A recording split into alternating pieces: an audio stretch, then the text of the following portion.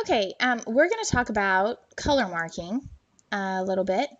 And so let me pull this up. This document is available on our class webpage under Unit 4. So you can go and you can look at this. What we're looking for are images, so imagery, patterns, or motifs. Okay?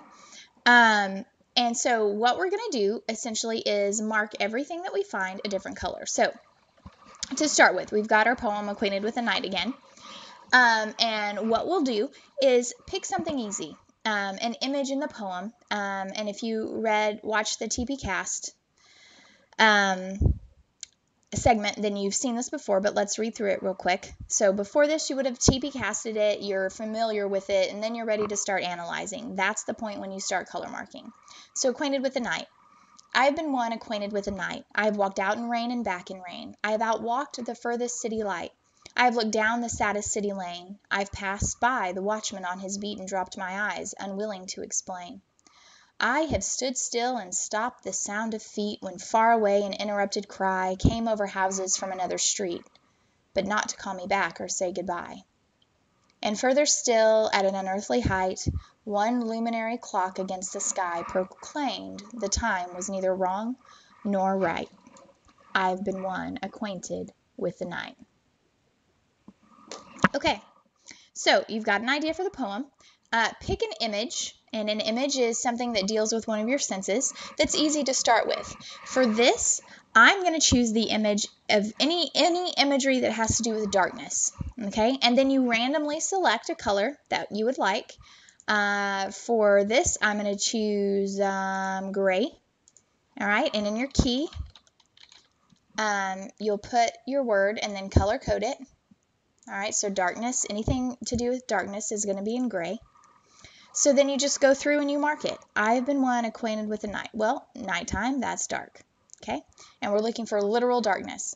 I've walked out in rain and back in rain. I've outwalked the furthest city light. I've looked down the saddest city lane. I've passed the watchman on his beat and dropped my eyes unwilling to explain. Let's see. Interesting. Interesting that in a poem about night, there's really only one image of darkness. Okay, now what I did notice while I was doing that, and I think you'll find that this is true, is that there were several images of light, which is really interesting considering the title of the poem. So I'm going to go back through this now, and I'm going to find images that have to do with light. So I've been one acquainted with the night. I've walked out in rain and back in rain. I've outwalked the furthest city light. Okay. I've looked down the saddest city lane, dropped my eyes, etc. Came over houses. Luminary here is light. So there you go. So then I have two instances of light imagery. All right. Now I'm going to choose another one. Now I'm going to choose an image that has to do with the sky. Let's make it, just for kicks and giggles, we'll make it blue. Sky imagery, okay? Going to look for that, and I'm going to do that in blue.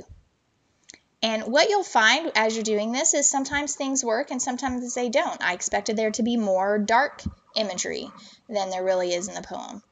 And that's the whole point of doing this, is discovery. Okay, so I've been one acquainted with the night. I'm going to say, yeah, that has something to do with it. So this is already colored. What I'm going to do is change the text color. And, of course, whenever you are doing this by hand, if you choose to do so, you can just color around it or whatever. But a lot of times words will have to be color-coded different colors. All right, let me get my blue again. So, acquainted with the night. I've walked out in rain. So, rain, I'm going to color that blue. It's a little too dark. Makes it hard to see, but... and back in rain.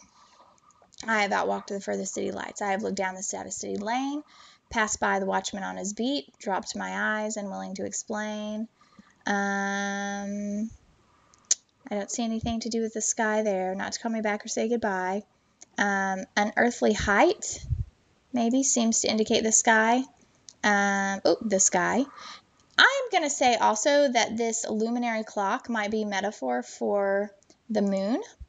And so I am going to color code that as well. Okay. Proclaim the time was neither wrong or right. I've been one acquainted with the night. All right, so we've got the sky. Now I'm going to do,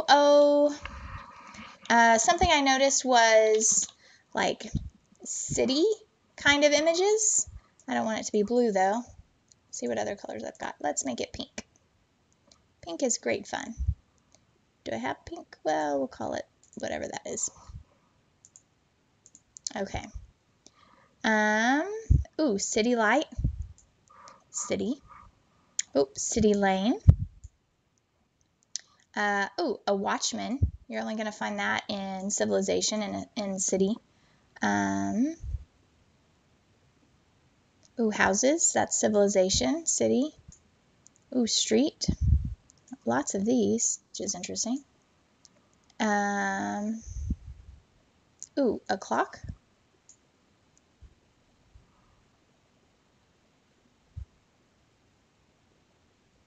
Okay. All right, so we've got city there. All right, so something else I thought I might do is movement. See what other colors there. We'll do green. All right, so movement is what I'm going to look at. Oops. All right. I have walked, and walked is kind of an image. It's not a strong one. I've outwalked. You know what? Even rain indicates a bit of movement.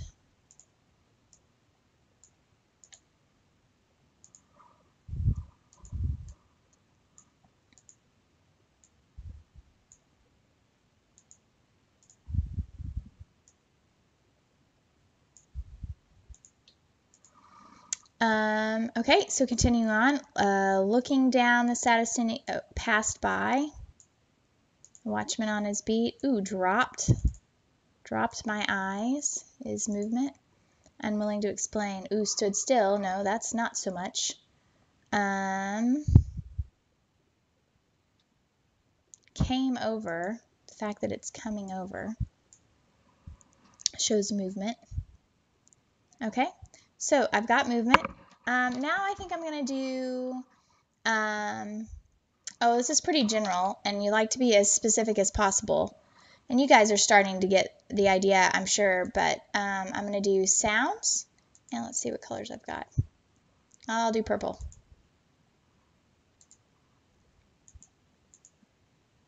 All right. Okay. The sound of feet here. It's interesting how that line makes the sound. Stood still, stopped, the sound of feet. Interrupted cry.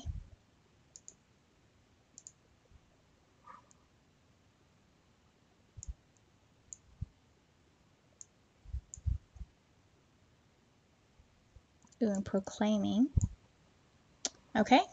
All right, so you could continue to do this, and you'll get to the point where you think, there is nothing else that I can do.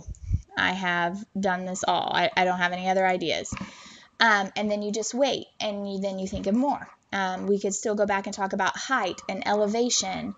We could talk about motifs of sadness. So lots of things that you could do there. Now, what you can also use this for is to get into your annotation portion, and you could start using it to mark literary devices if you wanted to. So we could do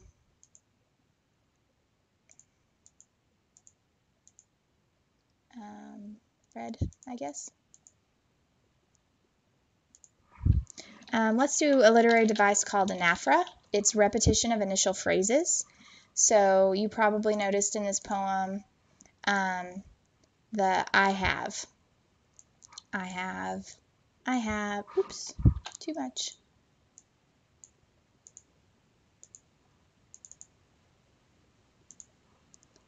And I have, and I have, and I have, and I have. Okay. So you could go through and you could do that. You could mark caesura or paradoxes. So you could do any of the literary devices that you want, and you could include them in this if you want to. So already we've got a very colorful poem. We haven't been working at it for very long. All right, so then with color marking, essentially what you want to get to is, so what? So there's darkness in this poem, not very much. What does that tell you?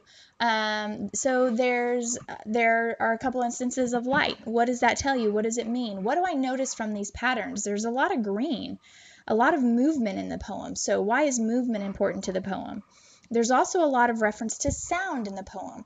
So what does that have to do with anything? And then what's the importance of the city setting?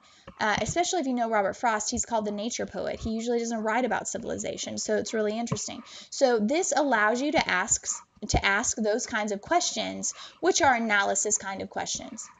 Okay, and that leads you to stunning revelations about the poems that you're working on.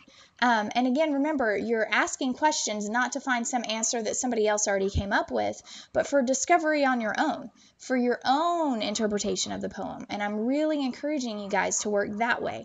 Okay, I'm coming up with my own interpretation of this poem, and this is how I'm going to support it. Okay. Now, whenever you're doing your annotations, you can annotate anything. You can go through and you can say, all right, this dash right here, it's weird. I'm going to circle it. Put brackets around it. Why not? It's really strange. All right, and then maybe I'm going to put some notes over here. And my notes are going to be like, what's this all about?